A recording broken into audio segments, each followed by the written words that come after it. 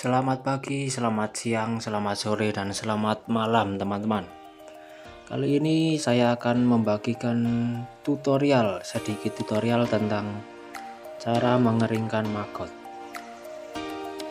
Cara yang saya gunakan kali ini adalah dengan cara disangrai menggunakan pasir.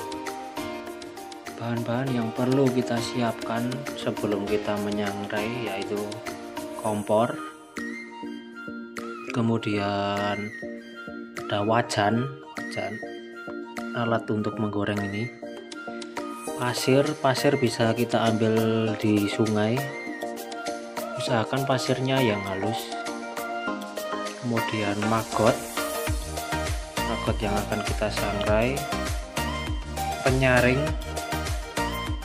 dan iris, kalau bahasa gaulnya spatula, untuk mengaduk-aduk maggot saat proses sangrai.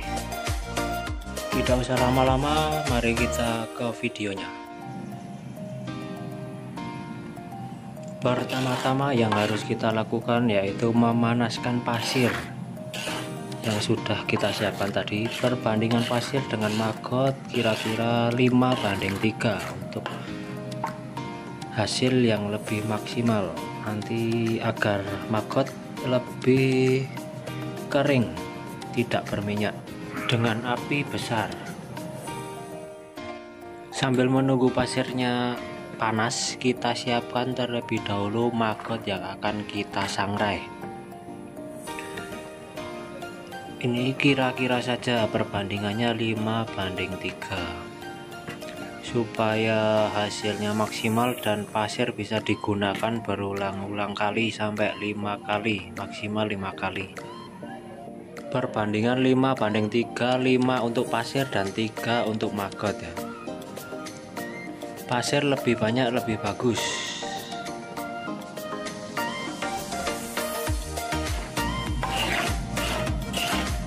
Pasir yang sudah panas biasanya ditandai dengan keluarnya asap.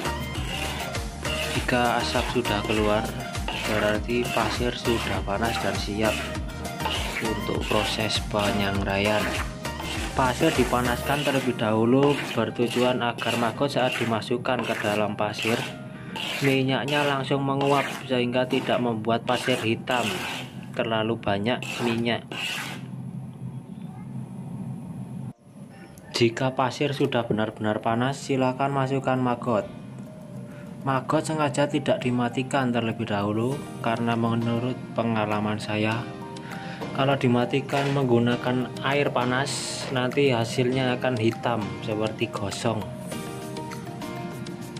Ini tujuan memanaskan pasir juga agar maggot langsung mati sehingga tidak tersiksa. Kemudian aduk terus-menerus sampai maggotnya mengembang. Ini ada 3 tahapan dalam proses penyangraian ini.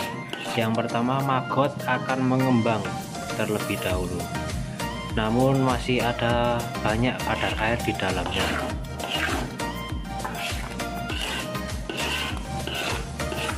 Setelah beberapa saat disangrai, maggot kemudian akan kempes.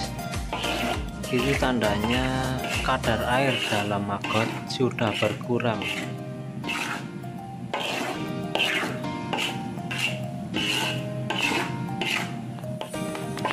Jika maggot sudah terlihat mengempes, aduk-aduk terus maggot hingga beberapa saat.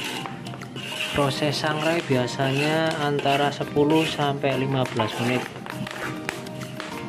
hingga maggot benar-benar kering dan renyah.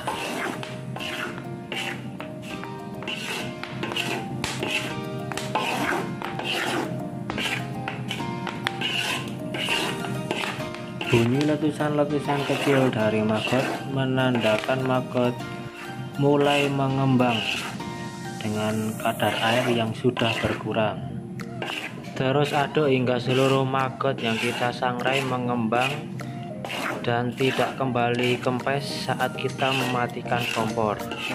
Kita sesekali bisa mengecek maggot apakah sudah mengembang dengan sempurna dengan mematikan kompor dan didiamkan beberapa saat, dan kita lihat apakah maggot kembali kempes atau masih mengembang.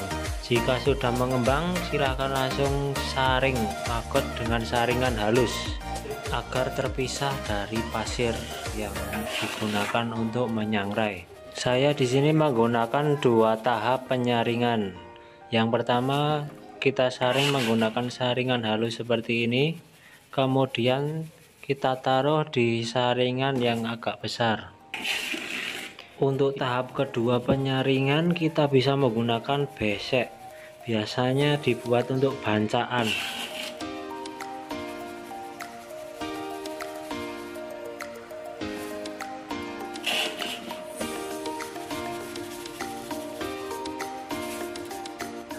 Setelah selesai tahap pertama, kita masuk ke tahap kedua, yaitu penyaringan menggunakan besek.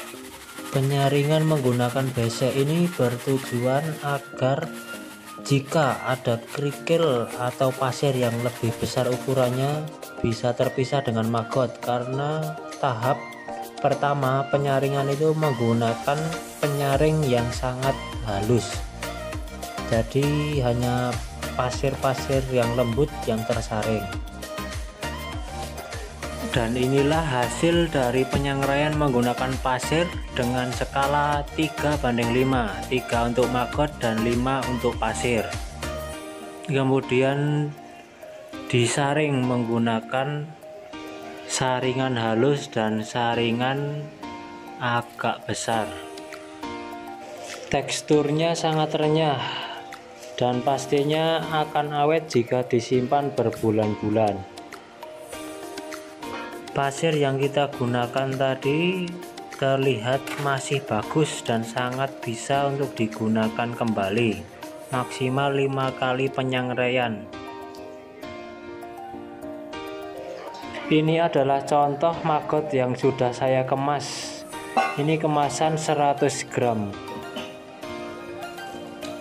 Dan itulah tadi tutorial singkat cara menyangrai maggot atau cara mengeringkan maggot. Jika ada pertanyaan yang ingin ditanyakan, silahkan langsung tinggalkan di kolom komentar. Terima kasih telah menonton tutorial dari saya. Semoga bermanfaat dan sampai jumpa di tutorial berikutnya.